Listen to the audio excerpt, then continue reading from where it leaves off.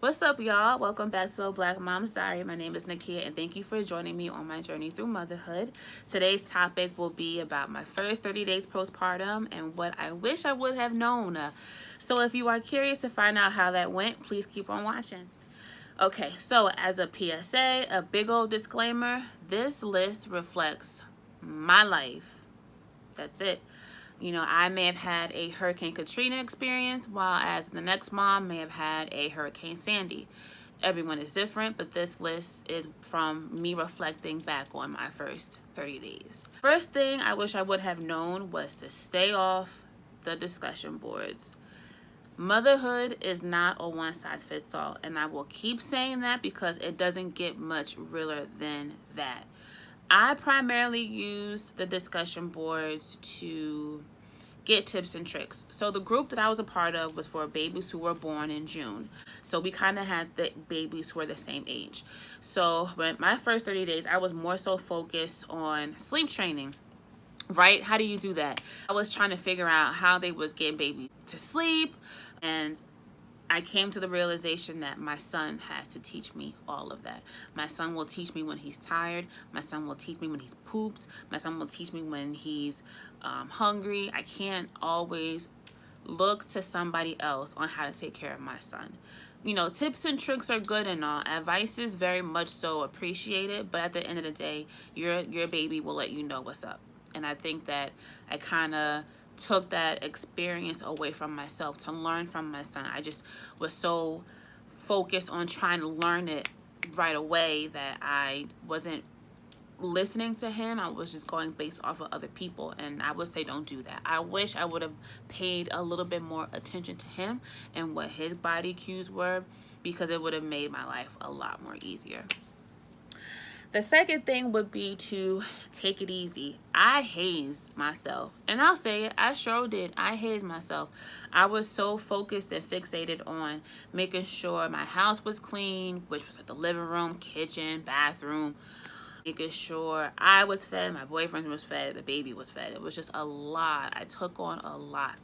And I wish not so much put myself on a schedule, but more so bit the elephant in smaller pieces, basically. You know, Sundays, cook dinner, make sure dinner was made for the whole entire week. Monday, do the living room. Tuesday, do the bathroom. You know, having smaller tasks than trying to do everything at one time, because that's how you get exhausted.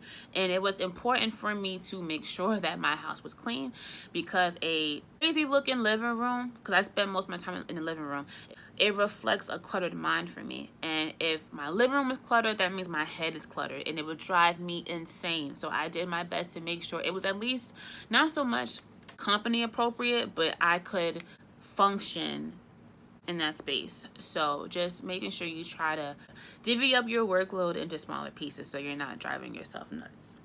The next thing I would say, I wish I would have known that life was trial and error. Everything was trial and error, which causes you to be patient with yourself, be patient with your baby, and being patient with your partner. I'll give you an example. My son had a hard time with formula, and I kind of feel like we were really premature in our choices.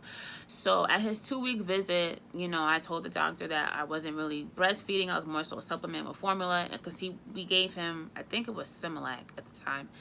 And man, his gas was out of this world. So we ended up switching him to another formula, the Gentle Ease, and he was good on that. We did the powder. I didn't get the name brand because it was expensive. I got the knockoff one, and he was good. And you know, he had some spit up issues. So with him, with the spit up, it was really hard for me to differentiate what was normal baby spit up versus acid reflux. When my parents had came down in July, my mom had noticed that when he was spit up, he was uncomfortable, but it wasn't all the time. With his symptoms or his reactions, it was so sporadic, and it drove me nuts. My method was, your body can't tolerate it on one day, you should react the same way all the time. You just can't tolerate it, period. But my son had good days on the formula and then bad days. So we chalked it up to, it's just regular baby spit up. But that was a trial all in itself. Me and my boyfriend were like, well, let's go to this. Let's go. He didn't want to switch. He wanted to stick to this. But I'm like researching different formulas to help prevent the spit up. And I did, like I said, more research, on the blogs, it became an obsession, honestly. But listening to my baby, you know, he has normal baby spit up. He doesn't fuss. He doesn't really fuss or cry before, during, or after a feeding. So he's fine. And my baby is a G. He will spit up and just take it. You know what I'm saying? He ain't gonna cry, but he just, all right, I spit up. The formula we put him on is a good one. But being patient, your baby will let you know what's up. After that, I would say it kind of pertains to me, but doesn't. I think it's an issue that all moms should be aware of, is your job's policy surrounding parental leave, or your state's policy surrounding parental leave. There are between 4 to 5 states in America that offer paid parental leave. New Jersey, where I'm from, the state I left being one of them, you get your regular parental leave, and then you get bonding time on top of that, and it's all paid for. Tennessee, a little backwards. Tennessee, you only get FMLA, Family Medical Leave Act. So you have to work X amount of hours for X amount of years at your current company to get this leave. However, it is unpaid. If you plan on having a baby while in Tennessee, or if you're pregnant in Tennessee, make sure you have a side hustle, you're saving money, something, because it definitely gets real. For me, I planned on breastfeeding for the whole time I was out, but that didn't work out, and I'll get into that later. So I didn't account in my savings for formula, and that was a struggle. We made it work, but nonetheless, like, just saving anything. Now, I have a job.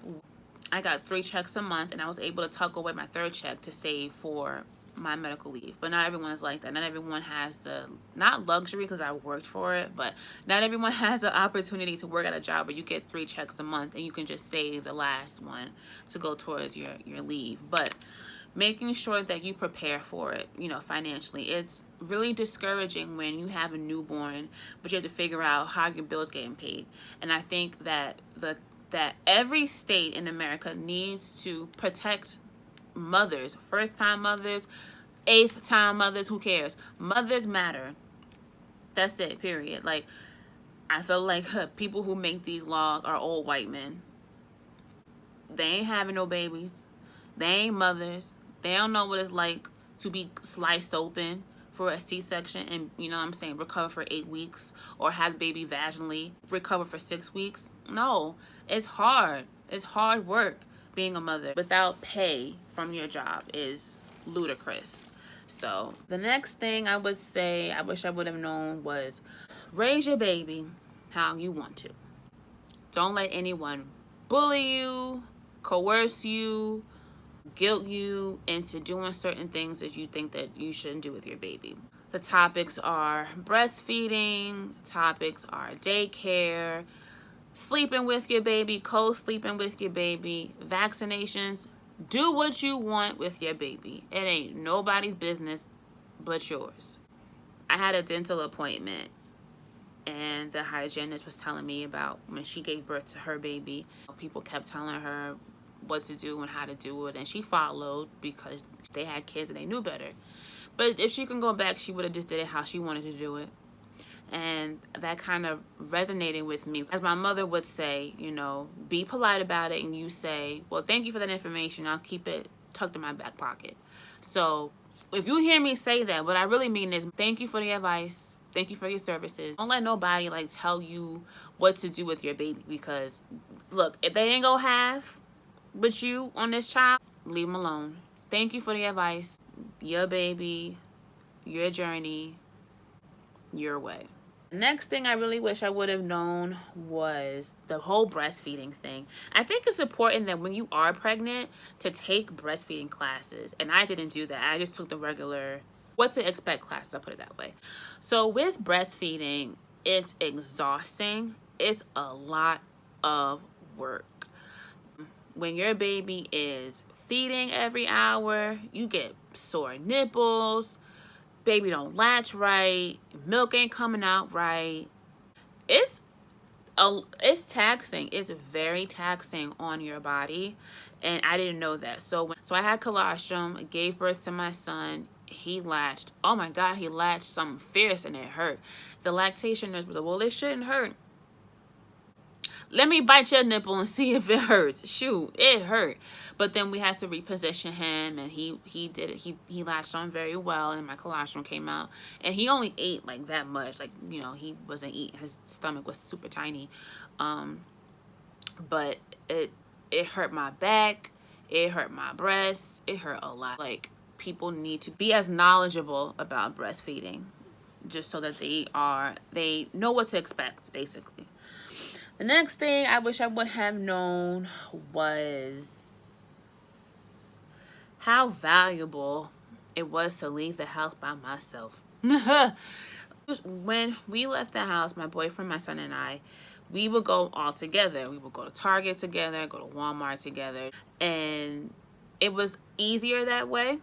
It was a system, and it all worked. The moment when I took my son out by myself, I had a scare. So I left the stroller in someone's car. I left the stroller behind. So I walked around with a two-week-old in his car seat, and I swung it around too quick. I think I was trying to close the door or something. I check on him, and his head's leaning forward. Man, I tell you, I scared myself. I said, nah, I'm ready to go back home. And people don't think about that when they have a newborn. Like, when you start having a baby, you gotta carry around a diaper bag, stroller, the car seat, diapers, bottles. It's a lot. And the moment I think I went out by myself, it was like a vacation. It was beautiful to turn my music all the way up to 10, walk through our Walmart, and not have to worry about bottles or my child overheating in his car seat. I loved it. So I try to get out by myself as often as I can, because traveling with the baby it's double duty. I really wish I would have known. And it wasn't really so much during my first 30 days. It's kind of a little bit after. But the postpartum shedding is super real. When you're pregnant, your hair is more fuller, it's longer. And I got that. My hair we had hang time. I still have hang time, but it's like coming out. It's shedding for real. But it's normal. You ain't the only one. And my best friend texted me, and she was like, her edges was falling out. And I'm like, well, not the edges, Lord. Take the kitchen, just not the edges. But your edges will take a hit too. But the best way to grow your edges back is to drink water and mind your business. You heard it from me. And then the postpartum bleeding. My gosh, I bled like a stuck pig. I think I bled for just about 2 weeks. Everyone is different, of course. I didn't know that you would bleed that much. Now, for me, I've always had heavy menstrual cycles, even since I was younger. But what I experienced postpartum, don't even compare. It was a lot. So make sure you have pads on deck. You can't use tampons. It's the underwear with the thick lining. Those are always on deck. They ain't the most cutest underwear. And I would say the last thing going back during my first 30 days was just do my best to enjoy it. Enjoy my son. Enjoy my son's father, my boyfriend. Enjoying it all. The first 30 days, you cannot get that back. My son, when he was 2 weeks old, is completely different to who he is now. My son will be 3 months on September 10th, and it's a completely different child. And I miss my 2-week-old. My son no longer fits his newborn onesies, and that's like a milestone for me, because at one point he used to be swimming in all of his clothes, but now he get a little chunky, he get a little thick, and if I can go back during the first 30 days, I really would, despite the exhaustion and then the irritability and the shortness of temper or the frustration, the sadness. I will go back, because being a mother is pretty bomb. Those were my experiences during my first 30 days. So if you are interested in more topics, don't forget to like, comment, and subscribe. Hit that bell so you are aware of when I upload videos. It's very sporadic because I'm back to work, but whenever I upload, you'll be aware. So hit that bell. And until next time,